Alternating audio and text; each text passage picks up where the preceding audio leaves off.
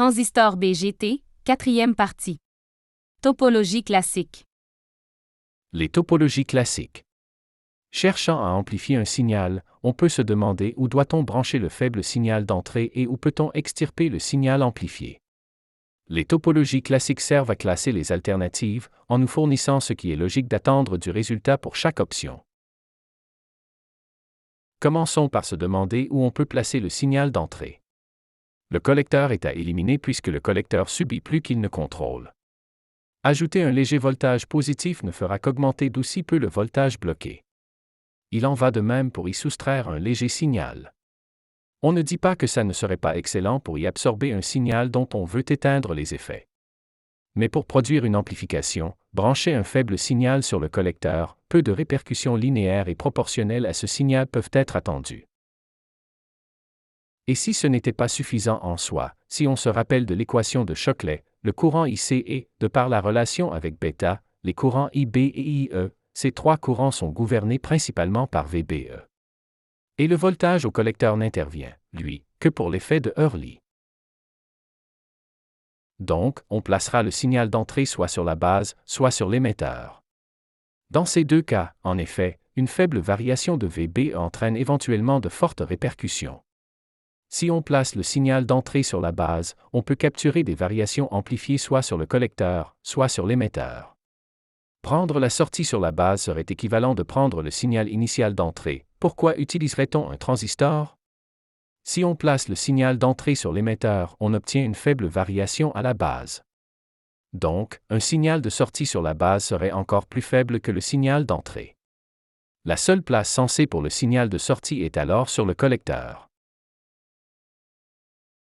Un mot sur la source du signal. Le symbole de source ne doit pas être lu comme fournissant une tension absolue ni même comme un voltage par rapport à la masse, mais comme un voltage à ajouter lorsqu'on passe du point A au point B, le point B étant la borne identifiée par un plus. Ainsi, dire que le signal d'entrée est de 2 mV n'est pas dire que par rapport à la masse, le point B est à 2 mV, mais bien que la différence de voltage de B vers A, soit VBA, est de 2 mV. On possède un émetteur commun lorsque ni le signal d'entrée, ni celui de sortie, ne sont connectés sur l'émetteur. L'émetteur devient ainsi une référence commune aux deux signaux. Pour ceux qui s'interrogent sur la possibilité de relier la borne inférieure du signal d'input à la broche de l'émetteur via la masse, on considère que la masse est une composante qui peut disjoindre les broches qui y sont connectées. Dans la topologie du collecteur commun, c'est le collecteur du transistor qui n'est pas relié à l'entrée ou à la sortie. Cette topologie est également appelée un émetteur-suiveur car, comme nous le verrons, elle suit le signal.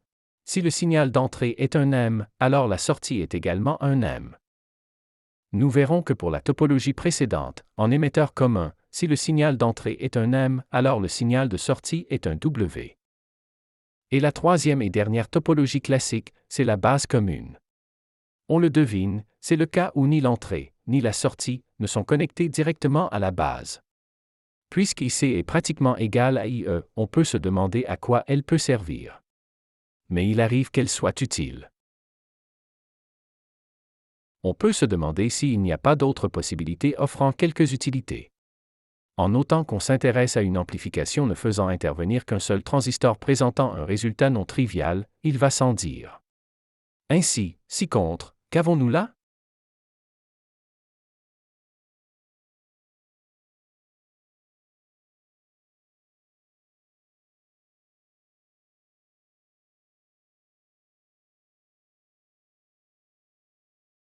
Surprenant, peut-être, peut-être pas, c'est un émetteur commun. On a pratiquement déjà vendu la mèche, comme le dit l'expression. Pour mieux visualiser, ajoutons la masse. Pour un NPN, la masse est sur, ou vers, l'émetteur. Une fois ceci fait, où placer la sortie? Elle ne peut pas aller sur l'émetteur, qui est à la masse et qui donc donnerait une sortie constante égale à 0.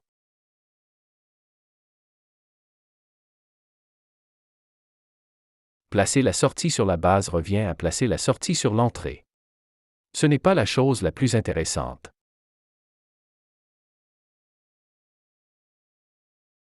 Il ne nous reste donc qu'à placer la sortie sur le collecteur. La topologie considérée est donc celle d'un émetteur commun. On peut également songer à d'autres arrangements. Entre autres, ci-contre, est-ce que c'est une des trois topologies classiques ou autre chose?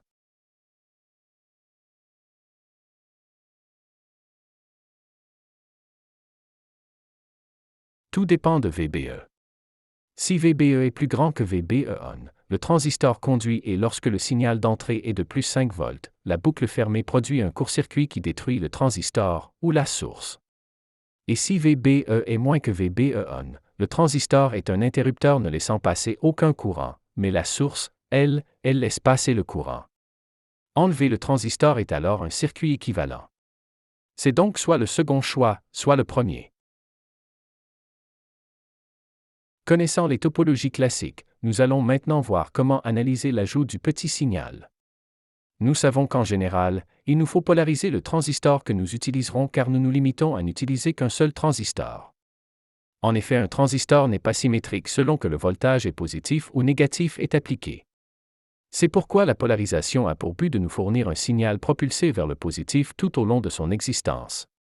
Nous supposons que nous connaissons tout ce qu'il y a à connaître au point Q, soit lorsque le signal initial est à 0 et que la polarisation est en action. On suppose, de plus, que le signal est de petit voltage. On demeurera ainsi au voisinage du point Q, de l'état de quiétude. Or, toute courbe suffisamment continue peut être assimilée à une droite si on demeure dans un voisinage immédiat d'un point sur la dite courbe. Et travailler avec une droite, c'est tout à fait approprié pour un calcul, à la main, de même que pour avoir une bonne idée de quelle direction il faut prendre pour atteindre un but recherché. Bien sûr, associer la courbe réelle à une droite ne peut fonctionner que pour un voisinage restreint. C'est pour cela qu'on parle d'une analyse de petit signal. Le signal ne doit pas produire un état qui s'écarte trop de celui du point de quiétude. On distinguera les quantités impliquées comme suit. On utilise des majuscules et possiblement l'indice Q pour signifier que ce sont des valeurs obtenues par la polarisation avec le signal initial à 0 volts. Les variations apportées par le signal seront-elles notées soit par des minuscules et sans la lettre Q. Ce sont généralement des variations crête à crête pour des sinusoïdes et autres signaux équilibrés de part et d'autre, soit variant de moins 1 volt à plus 1 volt par exemple, pour un total de 2 volts pp, le suffixe pp désignant également sans ambiguïté que la portion constante, ou DC, est ignorée. Une autre convention, et c'est elle que nous utiliserons, c'est d'utiliser le même nom, sans l'indice Q, mais en précédant de la lettre grecque delta majuscule. C'est delta comme dans différence, en plus ou en moins, d'une valeur de départ ou de référence, delta comme dans variation. On peut afficher les équations les plus utilisées pour un calcul manuel. Il s'agit du modèle RP, quoique certains auteurs utilisent le nom de modèle RE, où R est une minuscule. Par contre, comme on utilise souvent R comme nom du résisteur sur l'émetteur, où R est une majuscule, il est vrai, nous trouvons que d'utiliser le même son pour décrire deux choses tout aussi différentes constitue une ambiguïté dont on peut se passer. On utilisera le nom RP. Notons par contre que le nom RE, avec R minuscule, n'est pas sans intérêt, car cela désigne, en fait, la variation de résistance entre la base et l'émetteur. On peut démontrer que cette variation de résistance, interne au transistor, dite de RP, est donnée comme bêta fois le voltage thermique, VT, divisé par ICQ, le courant au collecteur pour le point Q considéré. La variation du courant à la base est alors donnée comme la variation de VBE divisé par RP.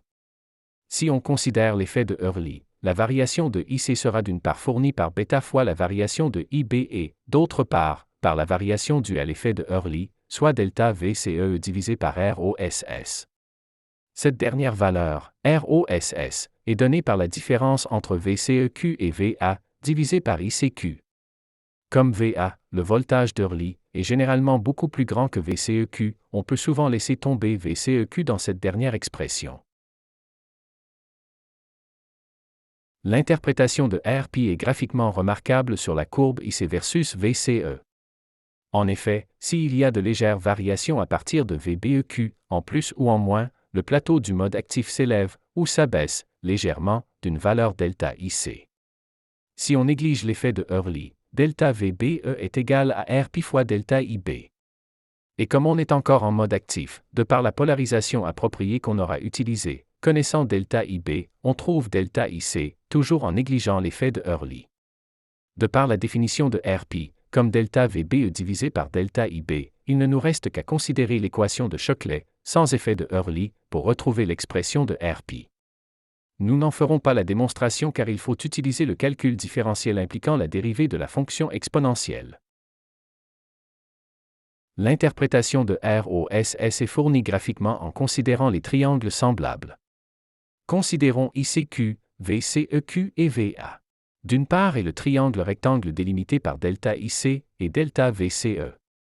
Ces deux triangles sont semblables. Le rapport de leur grand côté de l'angle droit sur leur petit côté de l'angle droit est le même pour ces deux triangles, et ce rapport, c'est ROSS. Comme on considère que VA, le voltage de Hurley, est une coordonnée, sa valeur est négative et -VA devient une quantité numériquement positive. VCEQ-VA est donc bien tout le grand côté de l'angle droit du premier triangle cité plus haut. Nous avons donc les paramètres du modèle RP pour un transistor. Il existe d'autres modèles pour un transistor BJT, mais le modèle RP est actuellement le plus utilisé pour des calculs manuels. Il existe un autre modèle qui a connu son heure de gloire, le modèle hybride, mais qui a perdu de sa popularité avec le temps et n'étant guère plus utilisé que par ceux qui sont intéressés à implanter des modèles plus précis, sur ordinateur, par exemple. Topologie émetteur commun. En abordant la topologie en émetteur commun, nous commencerons avec une polarisation simple et nous en profiterons pour ramener ensemble les éléments que nous avons considérés de façon isolée jusqu'à maintenant. Puis, nous ajouterons les trois autres polarisations classiques à l'émetteur commun en polarisation simple. Un départ en utilisant le simulateur n'est pas des plus excitants, mais nous obtenons des résultats qui nous illustrent vers quoi on se dirige. On commence avec un petit signal réellement petit, soit de 1 mV à -1 mV, ce qui donne 2 mV crête à crête, noté 2 mV/pp. On se limite à de faibles fréquences, soit 10 kHz. Le simulateur nous donne deux résultats que je tiens à signaler. Le premier, à ce que le résultat donne un voltage en sortie de -49.4 à +49.4 mV, soit 98.8 mV/pp. On obtient donc une amplification de près de 50, selon le simulateur. Le second point que je signalerai c'est que, considérez la verticale du curseur rouge, lorsque le signal d'entrée est à son plus creux, le signal de sortie est à son maximum. On dit que les signaux sont déphasés de 180 degrés. Si l'amplification du signal était de 1, exactement, alors la somme du signal d'entrée et du signal de sortie serait un 0, bien uniforme, bien plat, bien constant. C'est pour cette raison qu'on dit que l'amplification du voltage est effectivement négative, soit d'environ -50, avec ce cas d'émetteur commun. Ce n'est pas un moins pour dire que c'est encore plus petit, mais pour dire que c'est en sens opposé, à 180 degrés. Pour de ce qui est du 180 degrés, cette mesure vient de ce que c'est une translation dans le temps, un décalage horizontal. Il peut arriver qu'on n'ait pas une correspondance parfaite entre le creux et le pic. Si le pic d'entrée correspond à un pic en sortie, on parle de 0 degré de déphasage. Si le pic d'entrée correspond à un creux en sortie, on parle de 180 degrés de déphasage. Si le pic d'entrée correspond à un 0 en sortie, on parle de 90 degrés. En fait, on peut avoir toutes les valeurs entre 0 et 180 degrés, ce qui est plus général qu'un simple signe. Mais si on se rappelle bien la troisième partie de notre exposé, on a déjà vu ce déphasage de 180 degrés quand on a parlé de la polarisation MW. La différence tient dans le but recherché. La polarisation cherche à effectuer une translation verticale du voltage alors que la topologie cherche à amplifier le signal. C'est bien d'obtenir un résultat avec le simulateur, mais cela ne nous indique pas nécessairement comment améliorer le circuit pour satisfaire nos besoins. Et même si savoir exactement comment s'y prend le simulateur n'est pas requis, avoir à tout le moins une bonne idée de ce qui se passe peut toujours être utile. Une première idée serait de remplacer le signal alternatif par une séquence de signaux de source de voltage constant. Ainsi, on a déjà ce qui se passe lorsque le signal est de 0 V. Ensuite, admettons que le signal monte à un demi-millivolt, puis à 1 millivolt, puis commence à redescendre, un demi-millivolt, 0, moins un demi-millivolt, moins 1 millivolt, son maximum négatif, puis repart dans l'autre sens, et ainsi de suite. À chaque étape, on pourrait remplacer le signal alternatif par, momentanément, un signal constant pour un bref moment, et à chaque fois, calculer ce qui se passe. En fait, on pourrait se limiter aux valeurs maximales, tout simplement. Qu'en pensez-vous?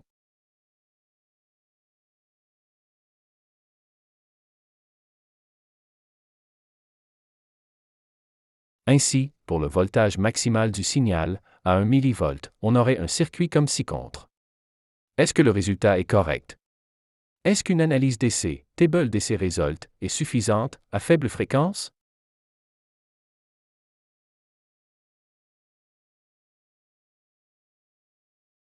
Si on effectue alors une analyse DC toute simple, on obtient des résultats complètement dans le champ. En effet, VBE est en parallèle avec V1, ce qui nous donne un VBE de 1 mV. Le transistor est constamment en mode bloquant. On ne peut donc pas affirmer qu'il suffit de remplacer la source initiale de voltage variant dans le temps par une séquence de sources de voltage constant. Il nous faut absolument utiliser une autre approche. Ayant identifié notre erreur initiale, on peut réessayer une nouvelle position pour la source de voltage constant qui remplacerait la source initiale de voltage variant dans le temps. Malheureusement, ça ne fonctionne pas très bien. Ainsi, la variation sur le voltage de sortie n'est plus que de 1 mV/pp. Une partie du problème qu'on a, avec ce montage modifié, c'est que VBE ne change pratiquement pas. Alors que la solution du simulateur, pour le circuit initial, nous annonce un voltage en sortie de 98,8 mV/pp. On ne peut donc pas remplacer la source initiale de voltage variant dans le temps par une séquence de sources à voltage constant, ces dernières positionnées comme ci-contre. Alors, comment s'y prend le simulateur? On peut associer un circuit à une fonction mathématique. On peut développer une telle fonction au voisinage d'un point pour obtenir une série de Taylor.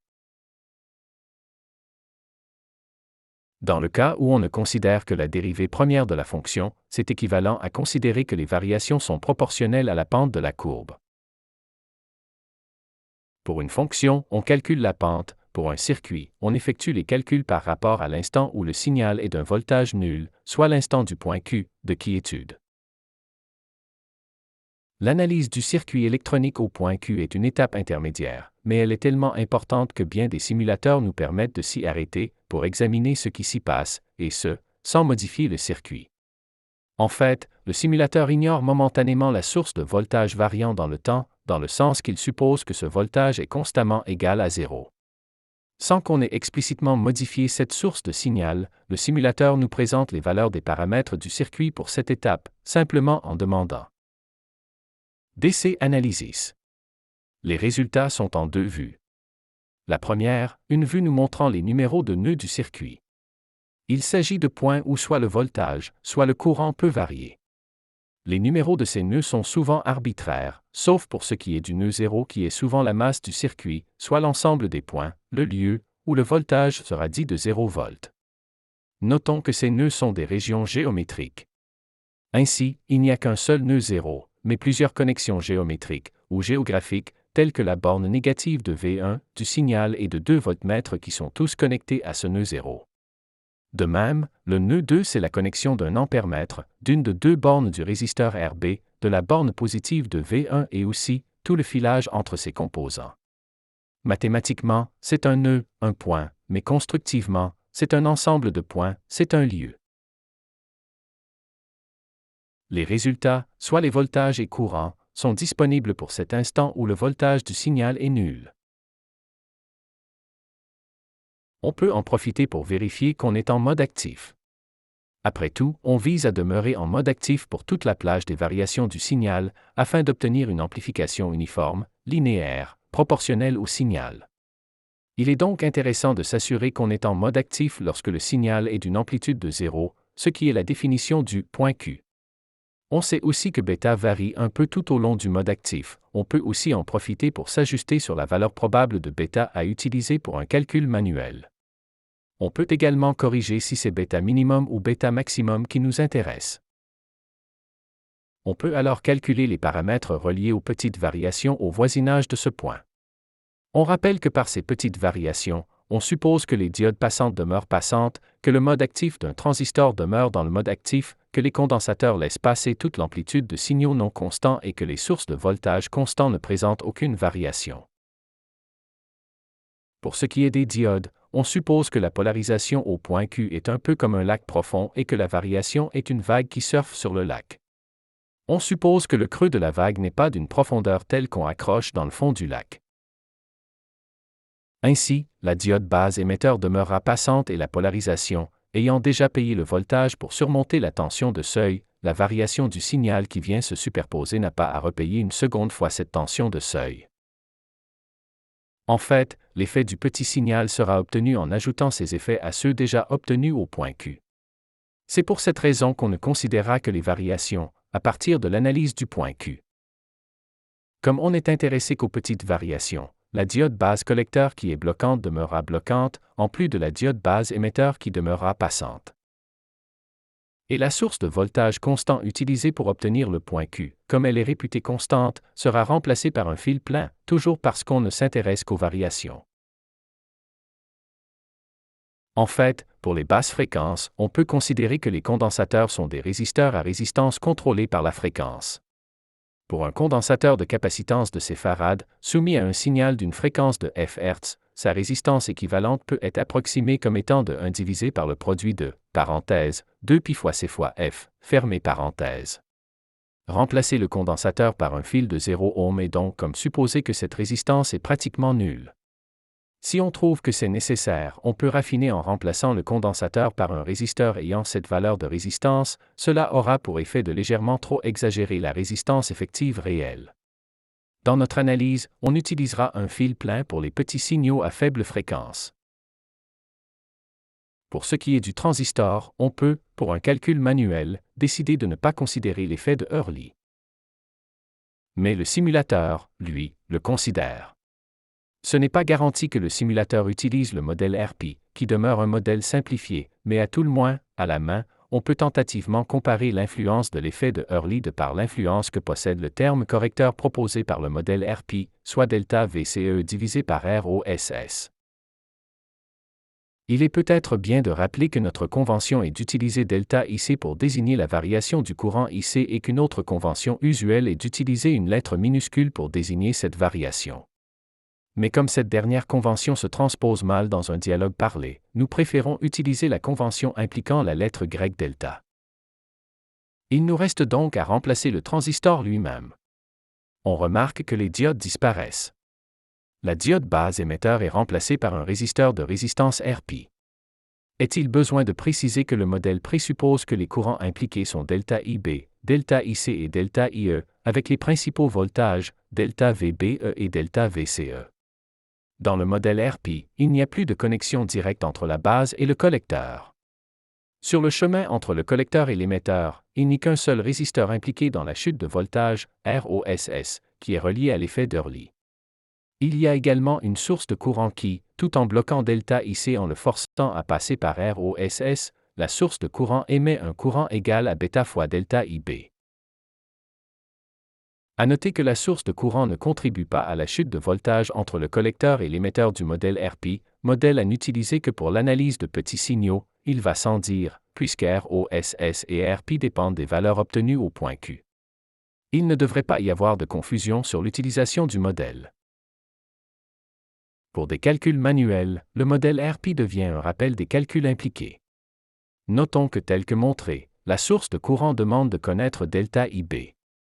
Il s'agit bien de I minuscule. Et on peut comprendre un peu mieux pourquoi on n'aime pas tellement cette convention. Mais comme il faut connaître delta IB pour écrire la valeur requise, et qu'on cherche cette valeur delta IB, ce modèle n'est pas pratique. C'est pour cette raison que dans les faits, on utiliserait plutôt une source de courant contrôlée.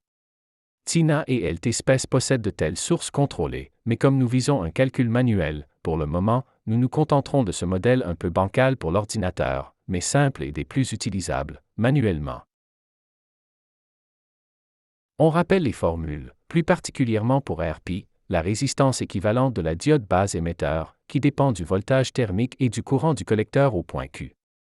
Certains auteurs suggèrent de ne pas descendre en deçà de 0,1 milliohm pour RP, ne serait-ce que pour tenir compte de la résistance due au processus de fabrication du semi-conducteur lui-même.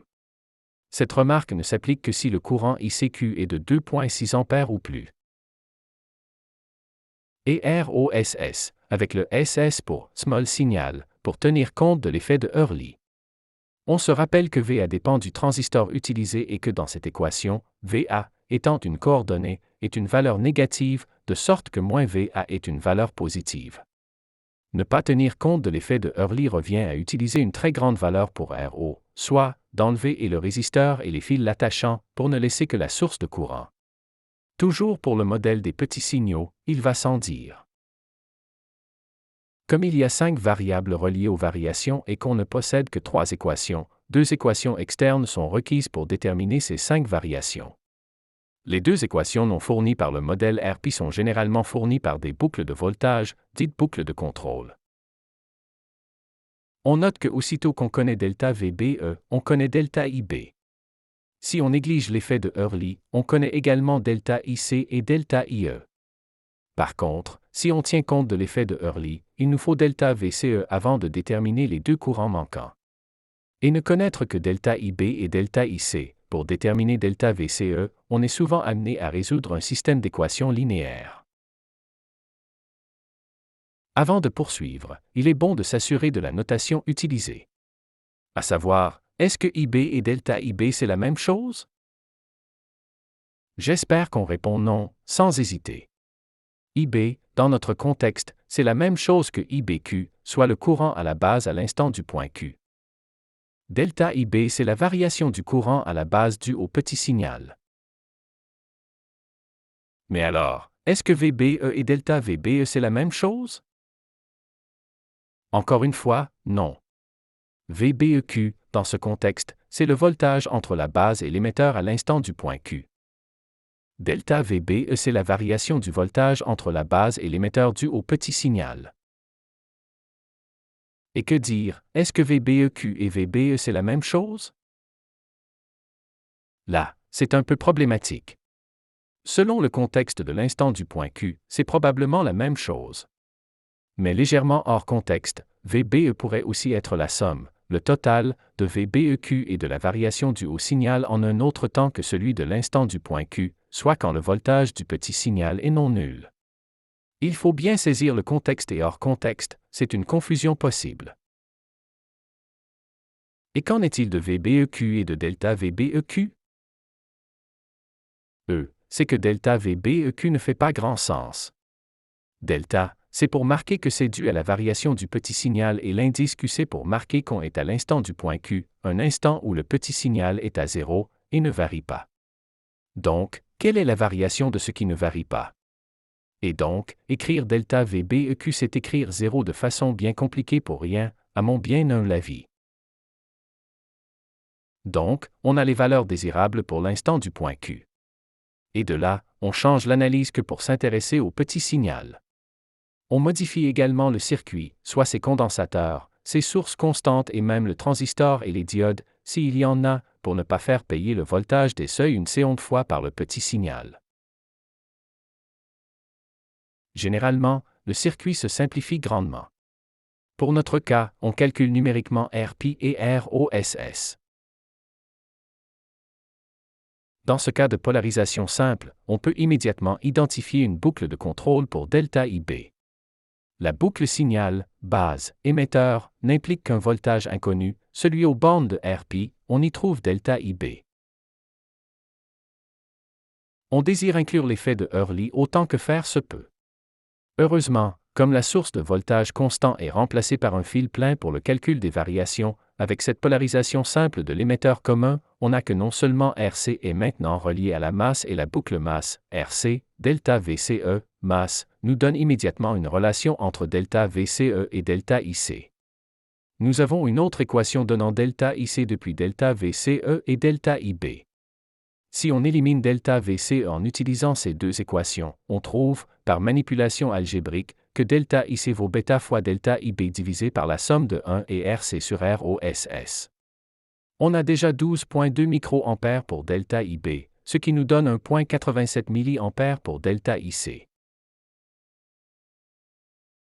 Connaissant delta IB et delta IC, les autres valeurs suivent aisément. on se retrouve algébriquement que la variation de VCE, qui se reflète dans le signal de sortie, est bien négative, soit avec un déphasage de 180 degrés du signal. C'est bien typique pour une topologie en émetteur commun. Le simulateur donne 156 mV/pp, là où on a trouvé, manuellement, avec le modèle RP, 187 mV/pp. Explorons un peu les limites que peut avoir l'amplitude du petit signal versus la fidélité du signal amplifié. Pour nos 2 mV/pp, avec un signal triangulaire, le signal en sortie est encore avec une belle forme triangulaire. Mais si on porte le signal d'entrée à 40 mV/pp, on se rend compte que le signal en sortie commence à souffrir un peu, lorsque pour les temps où le signal initial est dans un minimum. Un des avantages attendus de notre étude détaillée est d'obtenir des informations utiles sur ces limites. Une des prédictions attendues est la valeur même de l'amplification du voltage crête à crête, soit le rapport entre le voltage en sortie par rapport au voltage du signal d'entrée. Il s'agit bien sûr des voltages crête à crête.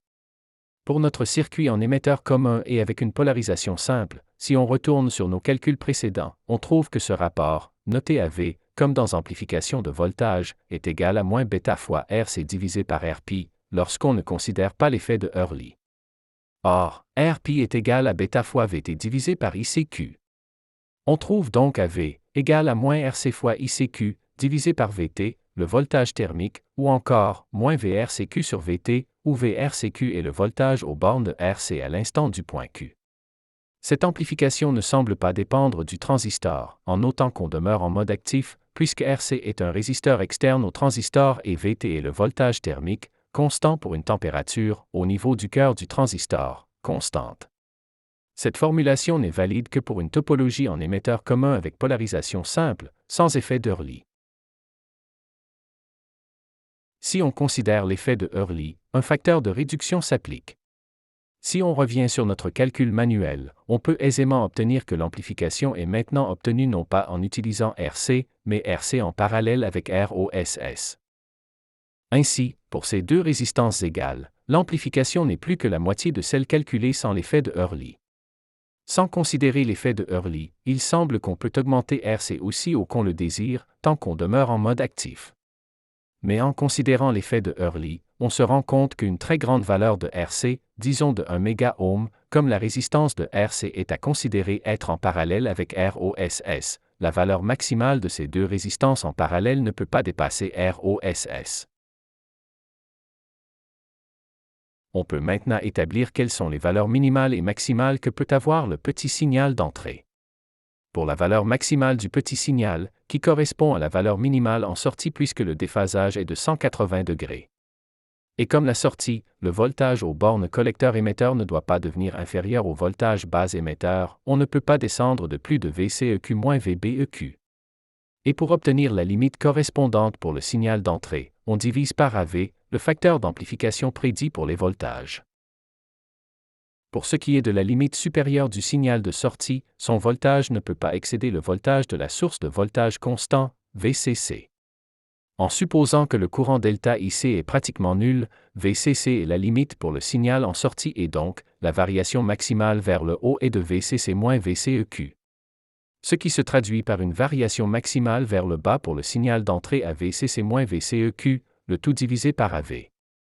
Poursuivons avec un exemple numérique pour légitimer quelque peu ces nouveaux concepts. On conserve notre circuit émetteur commun en polarisation simple. Il nous faut les valeurs au point Q, qu'on rappelle ici. Comme les valeurs sont toutes par rapport au point Q, on ne répète pas l'indice Q pour ce calcul. On avait trouvé AV égal à 47,7. Au point Q, le signal de sortie est à 2619 volts, soit VCE. Si le signal descend en dessous de 753,5 mV, VCE devient plus petit que VBE et on entre en saturation. Donc VCE, ou le signal de sortie, peut descendre de 1,866 volts. Le signal d'entrée ne peut pas augmenter de plus de 1,866 divisé par 47,7, soit de plus de 39 mV. Ce calcul est approximatif car on n'a pas considéré que VBE augmente lorsque VCE diminue. La solution réelle sera donc de moins que 39 mV. Pour l'autre sens, la limite vers le haut est de 5 volts pour VCE. Donc, le signal en sortie peut varier de 5.0-2.619 volts, soit 2.381 volts.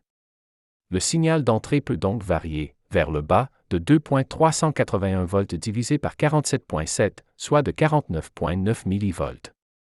Comme le signal d'entrée est symétrique, la plus petite valeur absolue gouverne, soit une variation possible de moins 39 à plus 39 millivolts pour le signal d'entrée. Si on demande au simulateur de nous prédire la sortie pour une entrée variant de moins 39 millivolts à plus 39 millivolts, on remarque que le signal de sortie est légèrement déformé sur une sinusoïde. Il y a au moins deux causes sur l'imprécision, soit que plus on s'éloigne du point Q, plus la courbe approximée par une droite devient une approximation douteuse, et notre calcul n'a pas tenu compte des variations sur VBE ni sur la valeur du courant IC diminuant le voltage maximal qui peut se présenter au collecteur. Nous ne chercherons pas à rendre nos calculs manuels plus précis car, comme on le verra, on peut utiliser le simulateur qui fait un bien meilleur ouvrage que nos approximations. Mais juste pour jauger la distorsion sur une entrée triangulaire, on se rend compte que ce sont les variations contre la limite supérieure du signal de sortie qui souffrent le plus et que donc, c'est l'influence de la variation de IC qu'il faudrait mieux considérer si on était intéressé à parfaire nos équations pour calcul manuel. L'amplification du courant peut aussi être désirable, entre autres, lorsque la charge utile mobiliserait le signal d'entrée mais que ce dernier est trop petit en soi.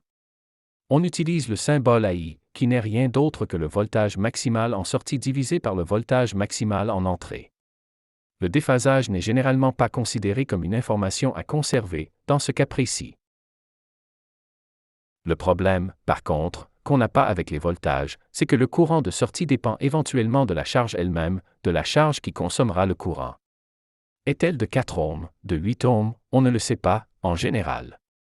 On considère alors le courant en l'absence de charge externe et, pour l'émetteur commun avec polarisation simple, on prendra le courant delta IC. C'est un peu la même chose pour le courant d'entrée, mais à un niveau moindre, en général. Ainsi, il se peut que la source du signal possède une résistance importante. Mais en absence de telle information, on considère delta IB, mais aussi, comme il y a une boucle signal, RB, et masse, une partie de la variation du signal passe par le résisteur RB. C'est la somme de ces deux courants qui constitue le courant puisé de la source du signal d'entrée. Dans le cas où le courant passant par RB est négligeable devant delta IB, on se retrouve à devoir calculer delta IC divisé par delta IB. On connaît une expression toute simple, dans cette condition, toujours en émetteur commun polarisation simple, qui nous donne une amplification proportionnelle au bêta du transistor. Cependant, avec l'effet de Hurley, une correction s'applique diminuant cette valeur. La diminution augmente à mesure que RC augmente. Pour ce qui est de la puissance à dissiper par le transistor, à faible fréquence, on peut utiliser les valeurs du point Q. On rappelle que IBQ fois VBEQ s'ajoute à ICQ fois VCEQ pour donner cette puissance. On considère que le petit signal donne une puissance négligeable. Mais si la puissance fournie par le signal d'entrée est non négligeable, on peut conservativement l'ajouter à la puissance à être dissipée par le transistor. D'autres valeurs sont intéressantes en tant que guide vers une solution ultérieure. Ainsi, l'impédance d'entrée est, à faible fréquence, une résistance équivalente de tout le circuit tel que vu par la source du signal d'entrée. Plus cette résistance équivalente est élevée, mieux c'est, puisque moins de courant est exigé de la source. Et l'impédance de sortie, à faible fréquence, c'est la résistance interne de notre circuit vue comme une source de voltage ou de courant. Cette résistance interne doit généralement être aussi faible que possible. En pratique, par contre, on utilisera un simulateur avec l'ensemble du circuit, au final, pour déterminer le comportement. Mais il demeure que comme composante isolée, on est en mesure de mesurer la qualité attendue de notre circuit, en comparaison avec d'autres alternatives qu'on pourrait avoir à l'étude. Que le calcul se fasse à la main ou par le simulateur, une grande question demeure, quelle valeur pour les résistances? Et c'est là que le simulateur vient à notre aide. Sous Tina, une analyse de type de ces transferts caractéristiques, qu'on peut lancer du menu ou avec les clés CTRL-ALT-R, cette analyse donc nous permet de dimensionner une résistance à la fois. Ainsi, si on revient à une polarisation simple, avec RB de 10K, on cherche la valeur de RC pour avoir un VCE de 2.9 au moment du point Q. On démarre l'analyse du formulaire, on définit qu'on veut faire varier le résisteur RC de 10 ohms à 1000 ohms en créant 100 points réels sur la courbe du résultat. Ces points seront réunis par des segments de droite. On obtient la courbe des valeurs de VCE en fonction de la valeur de la résistance pour RC. On cherche la valeur de RC qui amènera 2,9 volts. L'échelle est un peu petite pour ce faire, mais ce n'est pas important, en notant que la portion d'intérêt ne soit pas trop fine, horizontalement. On a recours à un curseur. On positionne le curseur à quelque part sur la courbe puis on demande 2,9 volts comme valeur de Y, selon l'échelle verticale. Le curseur s'y déménage et nous fournit que la valeur recherchée pour la résistance est de 37,3 ohms. On utilisera donc 36 ou 39 ohms, les valeurs standardisées pour des résistances commerciales. On peut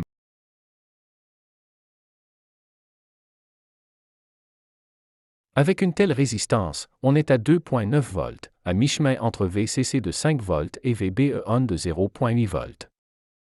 Topologie émetteur commun, polarisation émetteur dégénéré ou diviseur de tension. Voyons en quoi CE vient pratiquement éliminer l'influence de RE, si cela est désirable, pour l'amplification, tout en conservant l'influence de RE pour la polarisation. Magie. Allons-y. Première étape, pour l'analyse des C au moment du point Q, on enlève les condensateurs et la source du signal, on nettoie en enlevant ce qui n'est pas connecté à ces deux extrémités et on analyse à la main. Alternativement, on ne change pas notre circuit initial du tout et on demande une analyse d'essai à notre simulateur préféré. La seconde étape peut alors être enclenchée, à la main, en modifiant le circuit initial selon la méthodologie pour l'étape 2, remplacer condensateur et source constante par un fil plein, le transistor par son modèle RP, et finalement calculer les variations avec les formules associées au courant et voltage, avec leur delta indiquant que c'est la variation qu'on obtient. Si on effectue la seconde étape correctement, le remplacement de CE par un fil plein nous amène à RE. En parallèle à un fil plein, soit une résistance équivalente à un fil plein, pour ce qui est de la seconde étape, l'analyse du petit signal. On retente la même expérience avec une polarisation d'émetteur dégénéré et avec des valeurs numériques. On commence sans le condensateur CE. La présence de RE et l'absence du condensateur CE modifient le gain de voltage estimé en ajoutant à VT sur IC, la résistance RE. Ici, RE est presque 10 fois la valeur de VT sur IC. RE aura donc un effet marqué sur l'amplification. La valeur prédite pour l'amplification du voltage est de 12,34 et donc, on s'attend à 24,7 mV/pp en sortie. Et le simulateur nous donne 22,95 mV/pp. Même si on n'a pas explicitement utilisé la valeur de bêta pour le calcul manuel de l'amplification du voltage, on l'a indirectement utilisé pour les calculs au point Q. Et maintenant, nous allons ajouter un condensateur en parallèle avec RE. Comme la fréquence du signal d'entrée n'est pas très élevée, que de 10 kHz, nous n'allons pas le remplacer par un fil plein, ne serait-ce que pour illustration de la possibilité de recourir à cet artifice même avec un calcul manuel. Tout d'abord, sans condensateur, on obtient, manuellement, 23,6 mV/pp en sortie. Alors que le simulateur nous confirme que son résultat est de 22 mV/pp. Maintenant, avec un condensateur de 10 microfarads, pour 10 kHz, sa réactance est de 1,6 ohms. Il est possible de le négliger. Mais si on désire le conserver, cela nous amène, pour le calcul du petit signal, à une résistance RE de 15 ohms en parallèle avec une résistance de 1,6 ohms. Cela nous donne 1,44 ohms. On obtient donc une sortie de 119 mV/pp. Alors que le simulateur nous en donne une de 116 mV/pp. Comparé à une sortie de 23 mV/pp sans le condensateur, on ne peut que se souvenir de ce tour de magie. Notons aussi que le signal n'est plus parfaitement à 180 degrés en ce sens que le pic du signal d'entrée ne correspond plus exactement à un creux en sortie à cause du condensateur en parallèle avec RE. Émetteur commun polarisé par diviseur de tension. La présence de RE peut amener l'utilisation d'un condensateur en parallèle à RE pour améliorer le comportement dynamique dans l'analyse des variations dues au petit signal d'entrée. Les procédures des calculs en eux-mêmes ne sont guère modifiées, mais le principal problème est de dimensionner tous ces résisteurs. On pourrait commencer en pensant que pour avoir le point Q à mi-chemin entre VCC et 0, ou VBE1, cela impliquerait qu'on aurait RB1 à peu près égal à RB2. On sait aussi que RB1 et RB2 ne doivent pas être trop petits, car alors, de plus en plus de courant passe par eux, depuis VCC, en pure perte. Mais si RB1 ou RB2 devient trop élevé, IB ne sera plus petit en comparaison avec IRB1 ou IRB2, tout en étant moins efficace comme diviseur de tension. Si on essaie avec RB1 et RB2 de 6.8 et 8.2 ohms, c'est un échec. Nous sommes en saturation et avons moins en sortie, 207 microvolts pp, qu'en entrée, 2 milli soit 2000 microvolts pp. Et si on pousse ces deux résisteurs à 1000 fois plus, bien qu'on obtienne 3.35 mV pp en sortie, on est encore en saturation. C'est un cas de DC transfert caractéristique. On ne peut y faire varier qu'une seule valeur. On fera varier la résistance de RB2. On vise à obtenir un VCE de 2.9 volts, soit à mi-chemin entre 0.8 volts de VBE1 et du 5 volts de la source de voltage constant VCC. Les courbes du transfert nous indiquent que VCE sera supérieur à VBE pour être en mode actif et non en mode saturé, avec RB2 entre 1500 et 1800. Mais la courbe VB nous indique également qu'en deçà de 1500 ohms, le transistor n'est pas entièrement sur le plateau et qu'on est alors en transition de la saturation vers le mode actif. On choisit donc RB2 de 1800 ohms. Cette simple modification nous fait passer le signal de sortie à 31.5 mV, soit 10 fois ce qu'on avait de mieux à date. On peut faire mieux, n'est-ce pas? Essayons d'optimiser RC. On sait par intuition que RC joue un rôle prépondérant dans la topologie en émetteur commun, et plus grand sera RC, plus grande sera l'amplification. Du moins, tant que l'effet de Hurley ne s'active pas trop. Par contre, si RC dépasse les 376 ohms, comme il s'agit du point Q optimal qu'on cherche, à 376 ohms pour RC, il ne reste plus beaucoup de place pour supporter un signal étant donné un VCE trop bas. Un RC de 180 ohms semble plus approprié pour supporter un signal d'entrée de moyenne amplitude, quitte à moins l'amplifier. Par contre, un signal d'entrée de 2 mV pp sera des plus satisfaits avec un résisteur de 390 ohms, visant une amplification maximale. Je retiens alors trois valeurs commerciales, 270, 330 et 510 ohms, comme candidats pour la résistance de RC.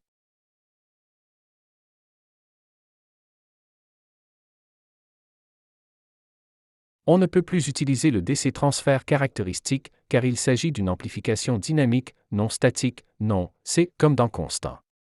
Il faudra utiliser une analyse de type transient. Mais le simulateur nous offre encore un outil pratique, soit le bouton d'itération. Son utilisation est un peu inhabituelle. Une fois qu'on a cliqué sur le bouton d'itération, on doit, par la suite, cliquer sur l'élément qui subira l'itération. Dans notre cas, ce sera le résisteur RC. Puis, dépendant du type d'élément alors choisi, une feuille des paramètres définissant le comportement de l'élément nous est présentée. On repère le bouton point de suspension de la ligne résistance pour un résisteur, car ici, c'est la résistance qui sera la valeur itérée. On obtient le formulaire typique pour les itérations, soit, par défaut, on fournit une valeur de départ, une valeur finale et le nombre d'itérations.